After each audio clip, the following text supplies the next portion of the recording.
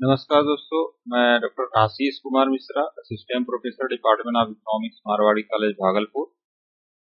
Today I will discuss about concept of cost. लागत की जो अवधारणाएं हैं उसके बारे में बात करेंगे और हमारी जो बातें होंगी वो कंसंट्रेटेड होंगी यूजी स्टूडेंट के लिए, पीजी स्टूडेंट के लिए और नेट स्टूडेंट के लिए। तो आइए शुरू करते हैं। एक हमारा कंटेंट है, इसमें इस पूरे लेक्चर में हम लोग क्या क्या पढ़ेंगे। कॉस्ट का मीनिंग क्या होता है, real cost, social cost, implicit cost, explicit cost, opportunity cost, direct cost, indirect cost, fixed cost, variable cost, cost function, short run cost, relationship between marginal cost और एवरेज कॉस्ट, और ये हमारा long run cost. तो ये सभी चीजें हम लोग अगले कुछ मिनट में सीखेंगे। सबसे पहला सवाल उठता है कि कॉस्ट क्या होता है, लागत क्या होता है। तो लागत जो हम लोग इकोनॉमिक्स में समझते हैं वो ये है कि जो भी हम लोग उत्पादन का स्तर बढ़ाते हैं, जो भी प्रोडक्शन हम लोग करते हैं, कोई भी प्रोड्यूसर जो प्रोडक्शन करता है तो उस उत्पादन के लिए उस साधन को असेंबल करता है। और वो साधन कौन कौन से होते हैं, फैक्टर इनपुट और एक होता है नॉन फैक्टर इनपुट। इन फैक्टर इनपुट और नॉन फैक्टर इनपुट पे जो भी खर्च आता है उसको क्या बोलते हैं, कॉस्ट। कॉस्ट ऑफ प्रोडक्शन, उत्पादन की लागत। इन दोनों साधनों पर यानी कि फैक्टर इनपुट और फैक्टर इनपुट पे क्या क्या क्या आता है। फैक्टर इनपुट में आता है लैंड, लेबर, कैपिटल आता है और इंटरप्रेन्योर। तो ये सभी चीजों पे जो खर्च होगा उसको फैक्टर इनपुट बोलते हैं। और नॉन फैक्टर इनपुट पर भी जो खर्च आता है उसको भी हम लागत में जोड़ते हैं। नॉन फैक्टर इनपुट में क्या आता है, नॉन फैक्टर इनपुट में आता है रॉ मटेरियल्स, इसके साथ ही इलेक्ट्रिसिटी का जो बिल आएगा खर्चा, इसके बाद ट्रांसपोर्टेशन का है। तो ये सभी दोनों तरह के जो खर्च आएंगे वो दोनों को मिला करके हम लोग कॉस्ट ऑफ प्रोडक्शन बोलते हैं। अब ये क्या एनालिसिस करता है, कॉस्ट का जो एनालिसिस है वो किसके बारे में, तो वो साइज ऑफ आउटपुट के बारे में विश्लेषण करता है, स्केल ऑफ ऑपरेशन यानी कि हम कितने बड़े स्तर पे या छोटे स्तर पे उत्पादन कर रहे हैं, prices of factors of production, जो भी कीमत हमको पेमेंट करना पड़ रहा है उसके बारे में भी यह बातें करता है। It means cost analysis related to the financial aspects of production relations against physical aspect. जो भी हम उत्पादन के साधन को जुटाते हैं उसके जो हमारा फाइनेंशियल एक्सपेंडिचर होगा उससे रिलेटेड यह कॉन्सेप्ट है। तो ये कई तरह के जो कॉन्सेप्ट हैं यहाँ पर भी दिख रहे हैं, अभी आगे और भी तरह के कॉन्सेप्ट दिखेंगे, जैसे रियल कॉस्ट हुआ, सोशल कॉस्ट हुआ। ये इस सब को हम एक्सप्लेन करते चलते हैं आगे में। क्या होगा, real cost it refers to sacrifice, mental and physical efforts. जो व्यक्ति कार्य करने के दौरान मानसिक तौर पे जो सैक्रिफाइस करता है, और एक है कि शारीरिक तौर पे जो सैक्रिफाइस करता है कोई भी उत्पादन करने में, उसके लिए हम बोलते हैं वो वास्तविक लागत यानी कि रियल कॉस्ट है। इसको मार्शल ने इस पर एम्फेसाइज किया और इसको मनी के टर्म में मेजरमेंट नहीं किया जा सकता है। दूसरा है social cost. Social cost are the cost which the society has to bear on account of production process in the economy. जो भी उत्पादन प्रोसेस होता है अर्थव्यवस्था में, उसके कारण कुछ ऐसी लागतें आती है जो पूरे समाज को वहन करना पड़ता है। जैसे जो भी ये इंडस्ट्री चल रहा है, तो इंडस्ट्री के कारण हमारा ये पोल्यूशन भी हो रहा है। कौन कौन पोल्यूशन हो सकते हैं, एक तो आवाज आता है, इंडस्ट्री कहीं भी बैठेगा तो नॉइस पोल्यूशन है, एयर पोल्यूशन है और वाटर पोल्यूशन है। ये कई तरह के जो पोल्यूशन होंगे उसको केवल उद्योग वालों को ही नहीं बियर करना पड़ेगा, बल्कि उस पूरे आसपास के रहने वाले लोग या समाज सबको उसका नुकसान होगा। तो एक तरह का यह कीमत या कह लीजिए लागत चुकानी पड़ती है। इम्प्लिसिट कॉस्ट क्या होता है, यह बताता है कि यदि कोई व्यक्ति उत्पादन शुरू करता है और वह मालिक है तो उसके जो सेल्फ ओन्ड रिसोर्सेज है, सेल्फ एम्प्लॉयड जो रिसोर्सेज हैं, उसका खर्चा हम लोग कॉस्ट में लगभग नहीं के बराबर जोड़ते हैं, फिर भी वो उत्पादन में सहयोग कर रहा है, तो उसको हम इम्प्लिसिट कॉस्ट कहते हैं। जैसे कि रेंटर entrepreneurs land interest on his own capital, खुद की जो पूंजी लगाया उस पे ब्याज तो आएगा ही, तो उसका भी जो खर्च है।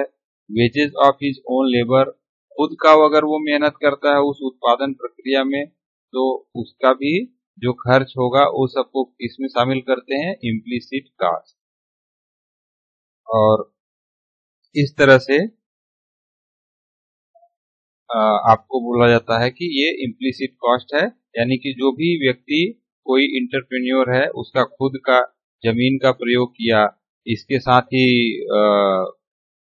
वह फाइनेंशियल अपना जो भी रिसोर्सेज था उसका प्रयोग किया, और इसी तरीके से खुद के घर वालों से या अपने से जो उन्होंने मेहनत किया, उस योगदान दिया, लेबर का योगदान दिया, वो सब की जो खर्च होगा वो इम्प्लिसिट कॉस्ट आएगा। एक्सप्लिसिट कॉस्ट इसके ठीक अपोजिट है कि out of the self owned, यानी जो उसके खुद के खर्च करने की जो कैपेसिटी है उसको छोड़ दीजिए, बाहर से उसने जो भी हायर किया, wages paid to the labour, बाहर से जो वेज लेबर को खरीदा है उसके लिए जो खर्च आ रहा है वो भी एक्सप्लिसिट कॉस्ट में आएगा। रेंट टू लैंडलॉर्ड, जिसके जमीन पे वह उत्पादन करना शुरू करता है, वहां पर कोई इंडस्ट्री लगाता है या जो भी प्रक्रिया है उत्पादन की, उस पे जो रेंट पेमेंट करता है। लोन लेगा उत्पादन शुरू करने के पहले, यदि फाइनेंशियल सपोर्ट चाहिए तो उस पे इंटरेस्ट भी देना पड़ता है। तो ये तमाम तरीके के जो खर्च हैं उसको क्या बोलते हैं, explicit cost. These cost are also known as the direct cost या एक्सपेंडिचर कॉस्ट, ये डायरेक्ट कॉस्ट भी बोला जाता है। इसको तो फिर इनडायरेक्ट, यानी इम्प्लिसिट कॉस्ट को indirect cost. Total cost is a sum of the total of explicit cost and implicit cost, यानी ध्यान रखने वाली बात है कि किसी वस्तु के प्रोडक्शन में जो कुल लागत आएगी, टोटल जो खर्च आएगा, वो बराबर क्या हो जाएगा, इम्प्लिसिट कॉस्ट और प्लस एक्सप्लिसिट कॉस्ट, यानी कि दोनों आएगा। अपॉर्चुनिटी कॉस्ट, यह भी एक तरीके की लागत है, अवसर लागत। Is the return expected from the second best use of resources, कोई रिसोर्स है आपके पास, उसका आप कई जगह प्रयोग कर सकते हैं। जैसे यदि 1 हेक्टेयर आपके पास जमीन है तो इस जमीन का आप कई जगह प्रयोग कर सकते हैं।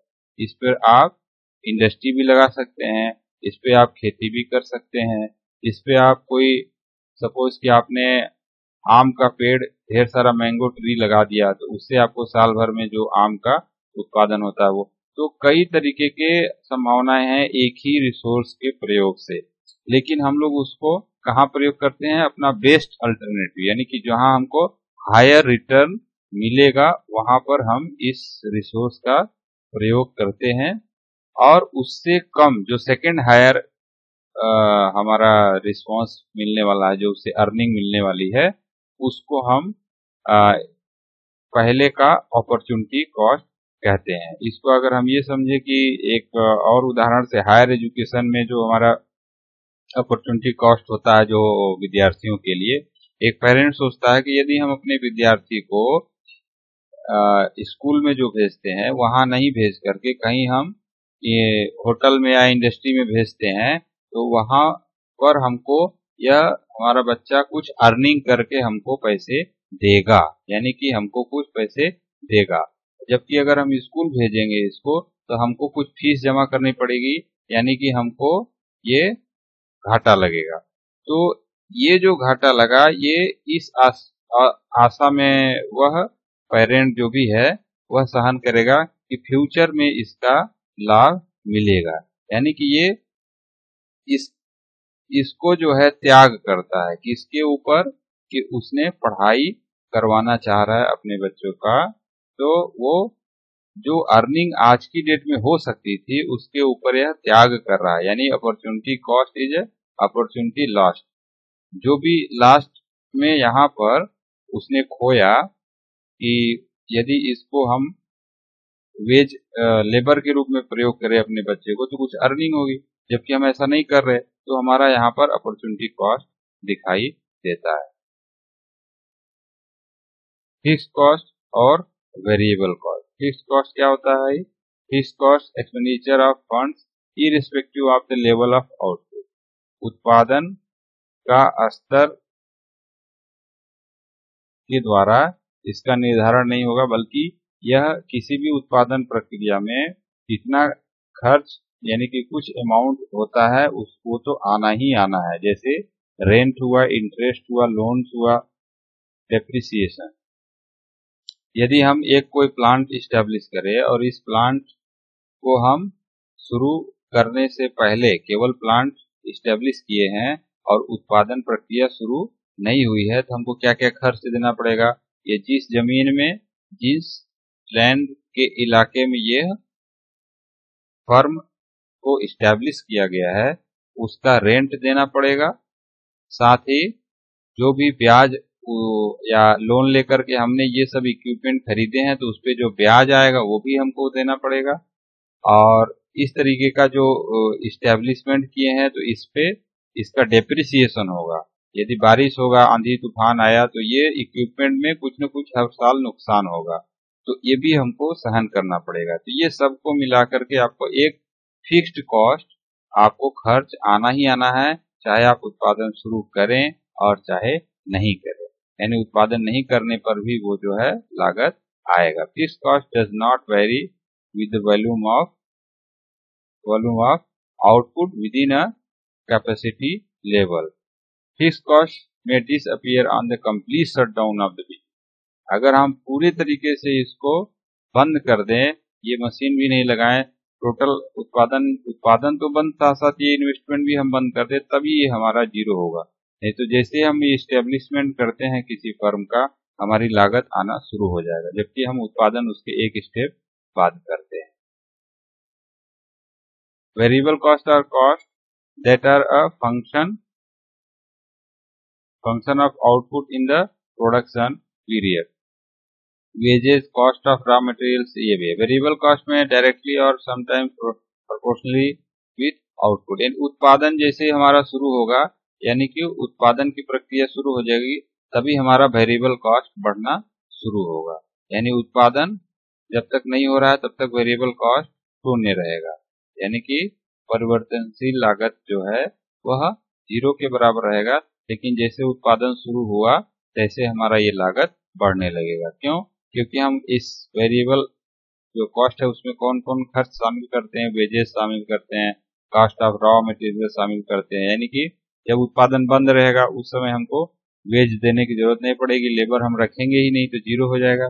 कॉस्ट ऑफ रॉ मटेरियल का भी यूज नहीं करेंगे जब तक उत्पादन शुरू नहीं होगा, तो उत्पादन शुरू करने के पश्चात जो खर्च आएगा वो हम इसमें शामिल करते जाते हैं, उसे हम परिवर्तनशील लागत कहते हैं। एक होता है लागत फलन, कॉस्ट फंक्शन। तो लागत फलन क्या बताता है? It refers to the mathematical relationship between cost of a product and the various determinants of cost. उत्पादन की लागत और जो विभिन्न इसके निर्धारक तत्व हैं। कौन कौन निर्धारक तत्व हैं? जैसे कि ये Q यानी कि क्वांटिटी प्रोड्यूस, कितना हम उत्पादन करेंगे उस पर निर्भर करता है या कितना लागत आएगा। अधिक उत्पादन करेंगे तो अधिक लागत आएगा, कम उत्पादन करेंगे तो कम लागत आएगा। तकनीक का प्रयोग हम कितना कर रहे हैं, अच्छे तकनीक का प्रयोग करेंगे तो हो सकता है लागत हमारी कम आए, और हम तकनीक का प्रयोग नहीं करते तो हमारे खर्च ज्यादा आ सकते हैं। फैक्टर प्राइस क्या है, इस पर भी हमारा यानी जो उत्पादन के साधन के जो कीमत है उस पर भी यह बातें निर्भर करती है। और इसी तरीके से पूंजी यानी कि कैपिटल पर भी यह जो है निर्भर करता है। इस तरीके के कई फैक्टर हैं जिस पर कि हमारा लागत निर्भर करता है। और इस दोनों के बीच की जो रिलेशनशिप है, फंक्शनल रिलेशनशिप, आपने देखा यहाँ जो फंक्शनल रिलेशनशिप है इसको हम क्या बोलते हैं? लागत फलन। अब आपका है कॉस्ट फंक्शन में शॉर्ट रन कॉस्ट फंक्शन और long run. Short run cost function में क्या होगा कि लागत जो है केवल उत्पादन की मात्रा पर निर्भर करेगी, जबकि लॉन्ग रन कॉस्ट फंक्शन में उत्पादन की मात्रा के साथ साथ तकनीक पर भी, फैक्टर प्राइस पर भी, और कैपिटल यानी कि अन्य तरह के जो साधन है जिसको कि हम दीर्घकाल में परिवर्तित कर सकते हैं, we can change in the long run, ये हमको बताएगा लॉन्ग रन में हमारा लागत फलन। यानी इसका दो अर्थ है, एक तो पहला हो गया कि हम शॉर्ट रन में केवल उत्पादन पर ही निर्भर करता है लागत, जिसको कि हम शॉर्ट रन उत्पादन फलन करते हैं, और लॉन्ग रन में उत्पादन के साथ साथ और जो अन्य वेरिएबल्स है उस पर भी निर्भर करता है, यानी अन्य जो फैक्टर्स है उसको भी चेंज करके लागत को घटाया या बढ़ाया जा सकता है। कॉस्ट ऑफ प्रोडक्शन में कई कॉन्सेप्ट हैं, एक पहला है टोटल कॉस्ट, दूसरा एवरेज कॉस्ट और तीसरा है मार्जिनल कॉस्ट। अब टोटल कॉस्ट में भी total fixed cost, total variable cost होता है, एवरेज फिक्स्ड कॉस्ट होता है, एवरेज वेरिएबल कॉस्ट होता है, और ये मार्जिनल कॉस्ट। अब जैसे इसमें हमको पढ़ना है तो दो तरीके से हम पढ़ सकते हैं, एक तो हम ये कॉन्सेप्ट लेकर के पढ़ सकते हैं टोटल फिक्स्ड का, टोटल वेरिएबल कॉस्ट और एवरेज, लेकिन इसमें अब शॉर्ट रन और लॉन्ग रन भी हो जाएगा कि short run total fixed cost, फिर short run total variable cost, और short run average fixed cost और short run average variable cost, क्योंकि ये सब लॉन्ग रन में भी हो सकते हैं। तो शॉर्ट रन और लॉन्ग रन ये दो तरीके का फिर से हम कैटेगराइज इसको कर सकते हैं। शॉर्ट रन में कौन कौन आ जाएगा, शॉर्ट रन का भी वही कैटेगरी है कि short run fixed cost, short run variable cost, short run total cost.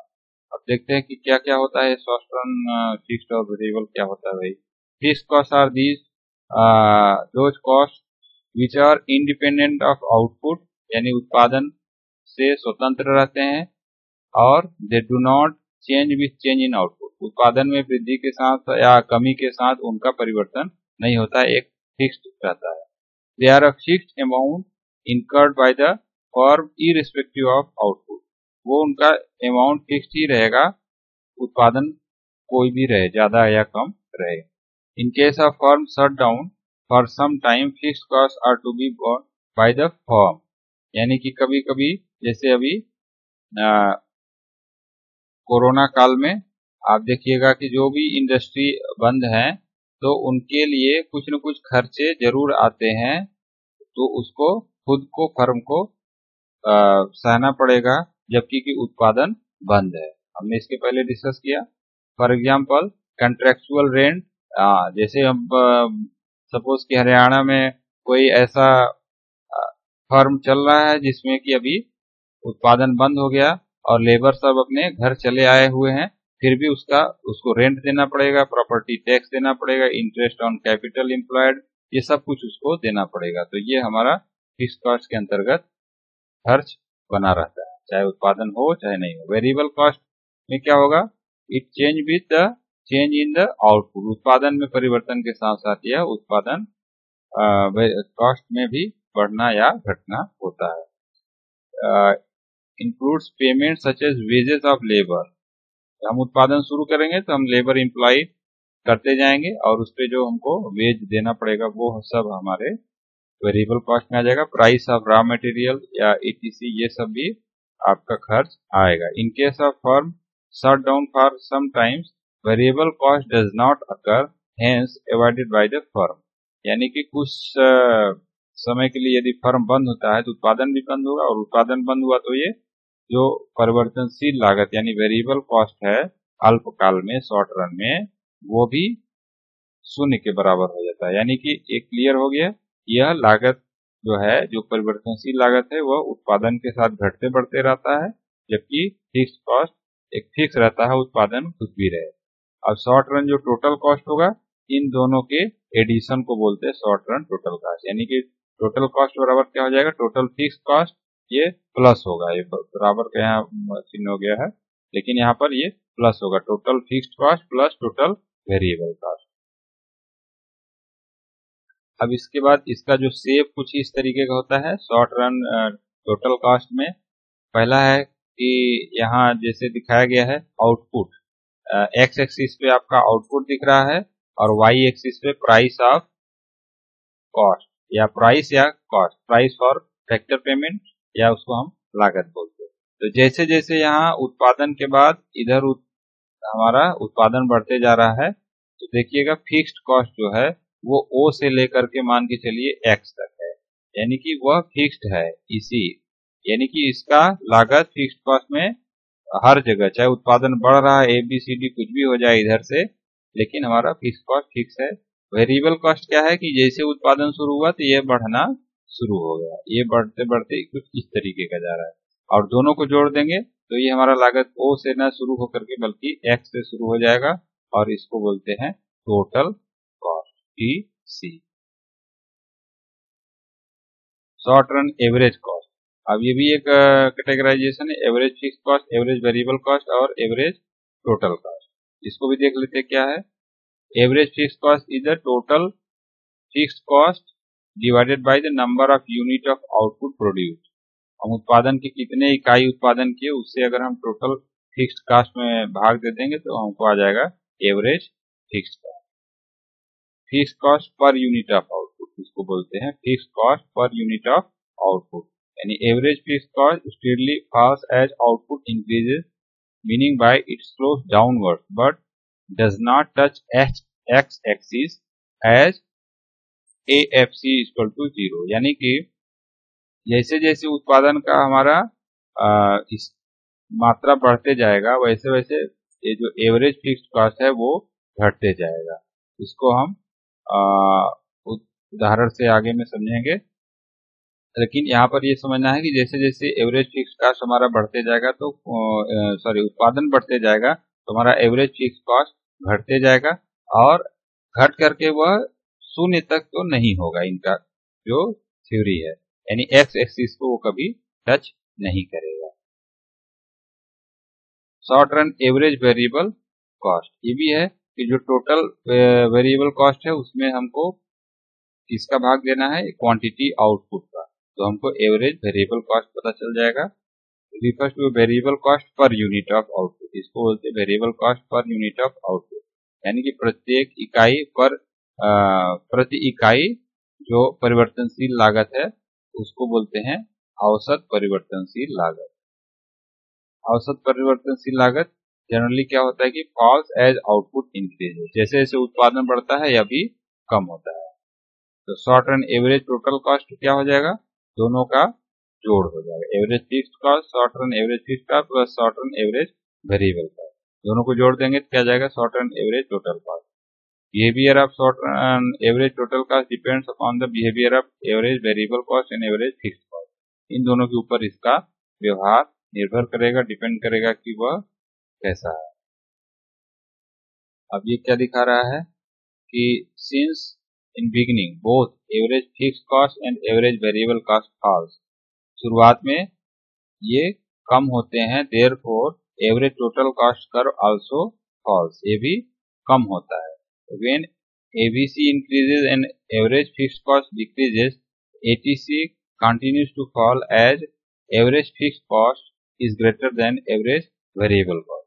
ये हम आपको आगे फिगर के माध्यम से समझाएंगे कि जैसे जैसे यद्यपि कि कुल औसत परिवर्तनशील लागत बढ़ रहा है, लेकिन एवरेज जो फिक्स्ड कॉस्ट है वह कम हो रहा है, तो जो हमारा एवरेज टोटल कॉस्ट होगा वो एवरेज फिक्स्ड कॉस्ट से अधिक रहेगा, यानी एवरेज वेरिएबल कॉस्ट से एवरेज फिक्स्ड कॉस्ट हमारा अधिक रहेगा। As output increases, average variable cost क्या होता है, बढ़ने लगता है, और जो एवरेज वेरिएबल कॉस्ट होगा ज्यादा किससे हो जाएगा, एवरेज फिक्स्ड कॉस्ट से, तो इसलिए एवरेज जो टोटल कॉस्ट होगा वो फिर अगेन बढ़ने लगेगा, इसलिए इसको यू शेप्ड, यानी कि यू शेप्ड इसका आकृति आपको दिखाई देगी।